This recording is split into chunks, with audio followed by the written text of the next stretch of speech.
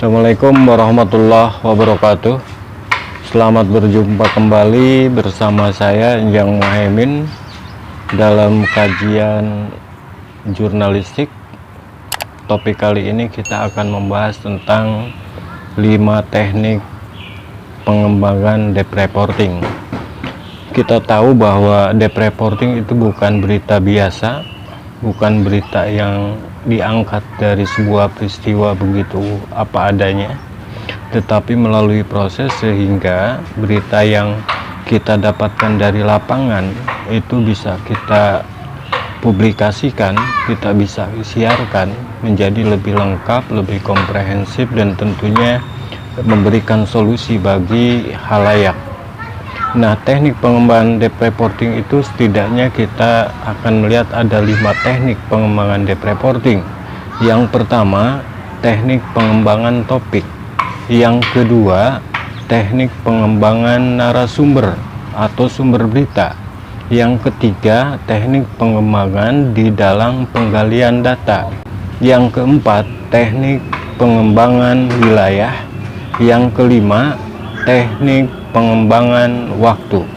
Nah, kelima teknik pengembangan itu menjadi penting di dalam debt reporting karena akan menghasilkan kumpulan data yang kemudian kalau diolah itu akan menjadi sebuah berita debt reporting yang bukan hanya lengkap dan akurat, tetapi juga berita debt reporting yang memberikan solusi atas sebuah peristiwa yang ada.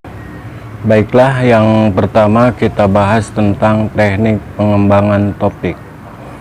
Debt reporting butuh pengembangan topik. Peristiwa yang terjadi, anggap itu satu topik utama yang perlu kita kembangkan. Satu contoh misalnya tentang virus corona. Nah, ketika Anda mau mengembangkan topik, maka topik utamanya virus corona. Ketika virus corona yang kita angkat, maka tentukan subtopik-subtopik dari virus corona itu.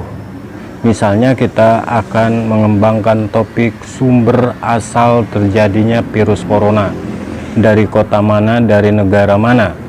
Yang kedua, mungkin kita bisa mengembangkan kepada topik fenomena virus corona di berbagai negara, sehingga kita akan mengungkapkan tentang sejumlah data virus corona itu tersebar, dari mulai yang terserang virus sampai dengan orang yang meninggal dunia. Itu pengembangan topik yang kedua dari virus corona itu kita kembangkan menjadi sumbernya dari kota mana, dari negara mana. Yang kedua tentang fenomena virus corona itu di berbagai negara. Kita akan menemukan data-data yang berbeda tentang jumlah dari korban yang terserang virus corona itu. Yang ketiga, kita bisa mengembangkan tentang bagaimana pendapat para pakar, bagaimana pendapat pihak otoritas, bagaimana pendapat orang-orang yang kredibel di bidang ini terkait dengan kasus peristiwa, terkait dengan virus corona. Pengembangan topik berikutnya adalah bagaimana pendapat yang kita hubungi terkait dengan solusi yang mereka tawarkan. Tentu solusi tidak akan muncul satu, bisa beragam. Bahkan nanti solusi yang kita tawarkan dengan berpijak pada narasumber itu akan lebih lengkap dan komprehensif. Tinggal bagaimana nanti halayak bisa memilih dan memilah solusi apa yang paling lengkap.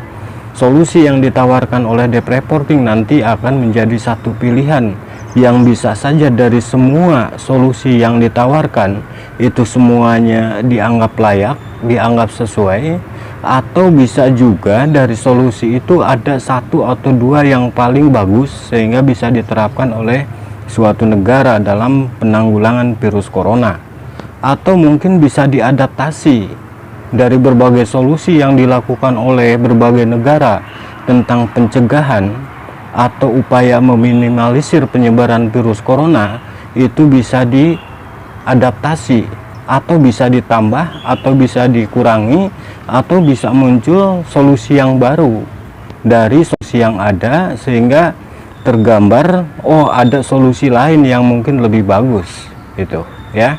Nah, itu dalam teknik pengembangan debt reporting.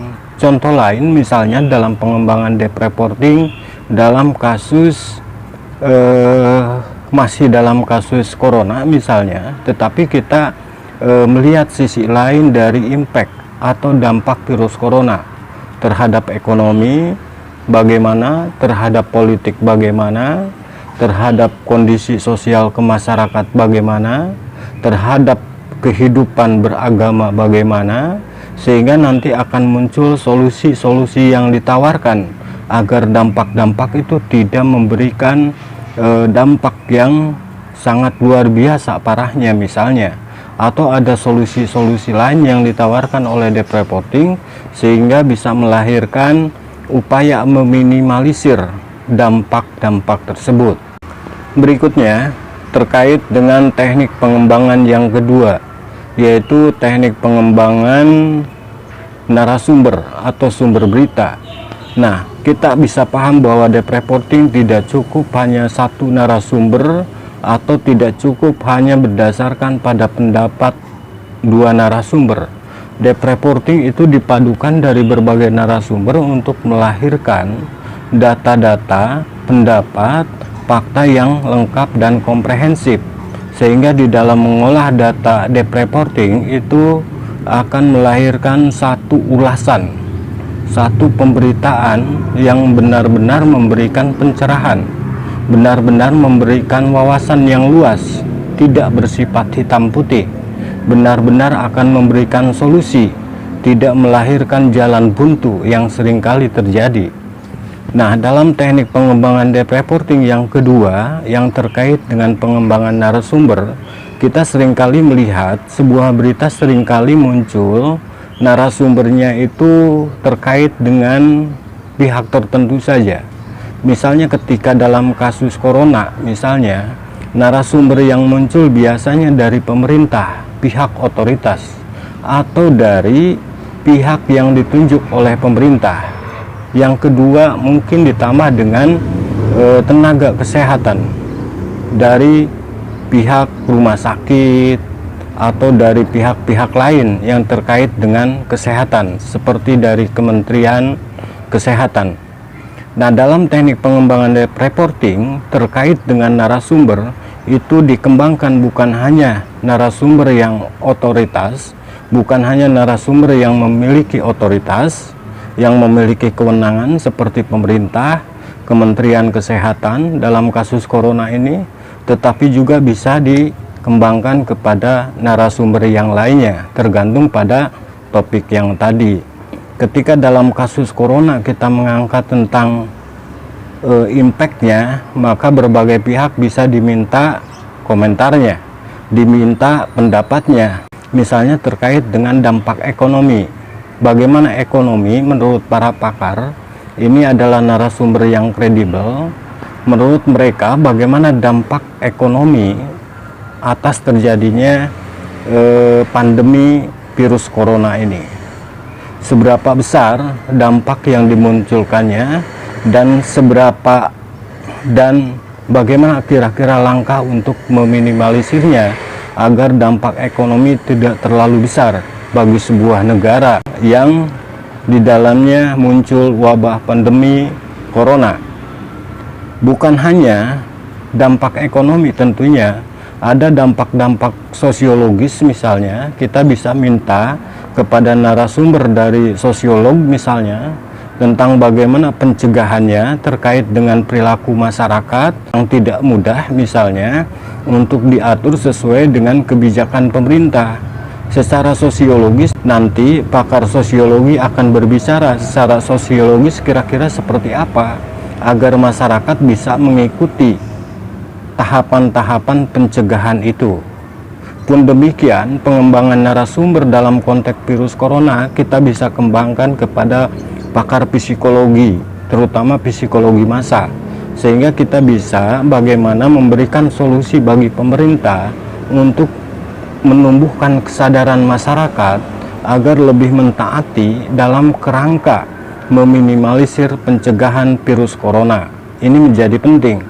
Nah, mungkin pengembangan narasumber juga menjadi penting ketika kita menghubungkan dengan dampak keagamaan. Maka agamawan, ulama, pendeta mungkin menjadi penting untuk diminta komentarnya. Karena apa? Karena pandemi virus corona itu memiliki dampak keagamaan, di mana para jamaah yang biasa ke masjid, yang biasa ke gereja, menjadi tidak mungkin hadir berkerumun, hadir beribadah secara berkerumun, secara berkelompok, secara bersama-sama, karena dikhawatirkan akan memicu pertumbuhan virus corona di suatu tempat. Ini akan diminta komentarnya, bagaimana pandangan mereka, bagaimana solusinya, sehingga ibadah mereka tetap bisa jalan tanpa harus masyarakat agama itu tersinggung, sehingga nanti pakar agama akan berbicara dari sisi hukum, berbicara dari perspektif agama. Dari perspektif itulah yang nanti akan memunculkan solusi yang ditawarkan dalam perilaku keagamaan masyarakat. Berikutnya yang ketiga adalah teknik pengembangan deep reporting terkait dengan teknik penggalian data. Lazimnya sebuah berita itu diangkat dari pernyataan narasumber yang ada di lokasi kalau sebuah peristiwa, atau diminta komentarnya dari satu pendapat yang lain yang di luar lokasi itu. Nah, itu yang disebut dengan teknik wawancara. Dalam deep reporting bukan hanya teknik wawancara yang dilakukan, juga bukan hanya teknik observasi pengembangannya, tetapi juga dikembangkan dengan melakukan teknik penggalian data berdasarkan riset.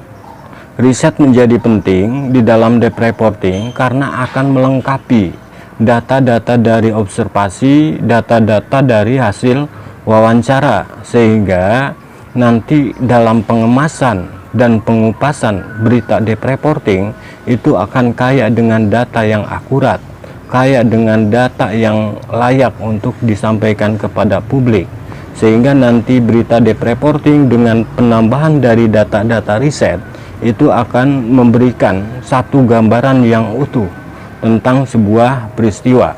Misalnya begini, dalam kasus virus corona, dengan riset data kita akan menemukan data-data yang akurat berdasarkan pada berbagai sumber yang memiliki otoritas, sehingga terpetakan sebenarnya jumlah korban virus corona di Indonesia itu berapa, yang sembuh berapa, yang meninggal berapa.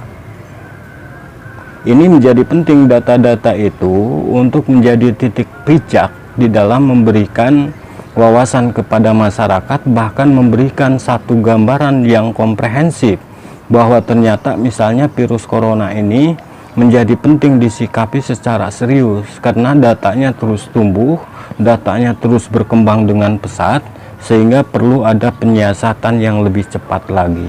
Berikutnya adalah teknik pengembangan deep reporting yang keempat, teknik pengembangan waktu. Teknik pengembangan waktu itu setidaknya kita bisa membagi ke dalam 3: kini, dulu, dan akan datang. Ini bisa hari, bisa bulan, bisa tahun, bisa abad, atau mungkin juga bisa masa A, masa B, masa C, gitu ya. Nah, misalnya virus corona itu peristiwa yang terjadi hari ini. Nah, virus corona yang memakan korban banyak pernahkah terjadi pada masa sebelumnya, atau sejenis virus corona yang memabah, yang bersifat pandemik, yang memakan korban banyak itu terjadi tahun berapa? Kita flashback di tahun berapa atau di abad berapa, itu tentang masa lalu ya. Nah, ketika kita menemukan ada virus sejenis yang membuat masyarakat merasa terancam, yang menimbulkan kekalutan masyarakat dunia misalnya, itu adalah pengembangan ke masa lalu, berpijak dari masa kini. Nah, kemudian kita bisa memprediksinya ke depan, ke masa yang akan datang. Hal serupa mungkin akan terjadi atau tidak. Kalau tidak akan terjadi, kenapa? Kalau akan terjadi, itu karena apa? Sehingga kira-kira nanti solusinya harus seperti apa, agar wabah sejenis itu tidak terlalu membahayakan seperti saat ini. Berikutnya adalah teknik pengembangan depth reporting yang kelima, yaitu teknik pengembangan wilayah. Teknik pengembangan wilayah terkait dengan satu peristiwa di satu tempat, kemudian dikembangkan kepada tempat-tempat lain dalam berita yang sejenis. Ini pengembangan wilayah. Misalnya kasus corona pertama terjadi itu di Cina, kemudian ternyata menyebar ke seluruh dunia, dan sehingga dari sini kita berpijak dari Cina, kemudian kita kembangkan ke negara-negara lain. Misalnya di Eropa bagaimana, di Amerika bagaimana, di Asia bagaimana. Itu teknik pengembangan wilayah. Dari satu kota dikembangkan kepada kota-kota yang lainnya. Nah, termasuk nanti dalam pengembangan wilayah akan kita temukan solusi yang ditawarkan Cina bagaimana, solusi yang ditawarkan oleh Amerika bagaimana, solusi yang ditawarkan oleh Indonesia seperti apa, sehingga nanti akan tergambarkan berbagai negara punya cara, atau berbagai negara punya cara yang sama. Demikian yang terkait dengan teknik pengembangan wilayah. Sementara itu yang bisa saya gambarkan tentang teknik pengembangan depth reporting. Mudah-mudahan ada manfaatnya, mudah-mudahan bisa dipahami dengan baik. Wassalamualaikum warahmatullahi wabarakatuh.